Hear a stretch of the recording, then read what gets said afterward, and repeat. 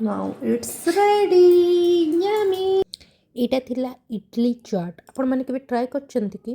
ଯଦି କରିନାହାନ୍ତି ଚାଲନ୍ତୁ ମୁଁ ଆଜି ଦେଖାଉଛି କେମିତି ବନା ହେଉଛି ଆଉ ଟ୍ରାଏ କରିକି ନିଶ୍ଚୟ ଖାଇବେ ହେଲା।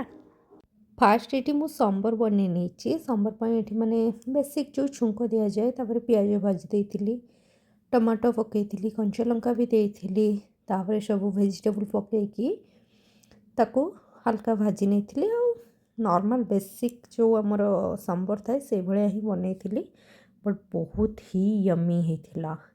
ଆଉ ମୁଁ ଏଇଟା ଗୋଟେ ଦିନ ଆଗରୁ ମାନେ ରାତିରେ ହିଁ ବନେଇ ନେଇଥିଲି, କାରଣ ଏଇ ଯେଉଁ ଥଣ୍ଡା ପଡ଼ିଛି ଶୀତରେ ମୋ ଦ୍ୱାରା ତ ସମ୍ଭବ ନୁହେଁ ସକାଳୁ ଉଠିକି ମୁଁ କିଛି ବନେଇ ପାରିବି। ଆଉ ଏଠି ଆମର ଚଟଣି ବି ହେଇଯାଇଥିଲା, ବିରି ବଟା ବି ସରିଥିଲା, ଇଡ଼ଲି ବି ହେଇଯାଇଥିଲା।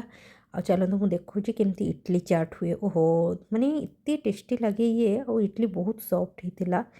ଫାଷ୍ଟ ଆପଣ ଯେତିକି ଇଡ଼ଲି ଖାଇବେ ସେତିକି ନେଇଯିବେ, ତା ଉପରେ ସମ୍ବର, ତା ଉପରେ ଚଟଣି, ତା ଉପରେ କଞ୍ଚା ପିଆଜ, କଞ୍ଚା ଲଙ୍କା, ଧନିଆ ପତ୍ର, ଆଉ କ'ଣ ସେଉ, କାରଣ ଟିକେ କୁଡ଼ମୁଡ଼ ହେବ, ଆଉ ଚିଲି ଫ୍ଲେକ୍ସ ଆଉ ବ୍ଲାକ୍ ସଲ୍ଟ ଯେଉଁଟା ସେଇଟା ଦେଇପାରିବେ ଆପଣ।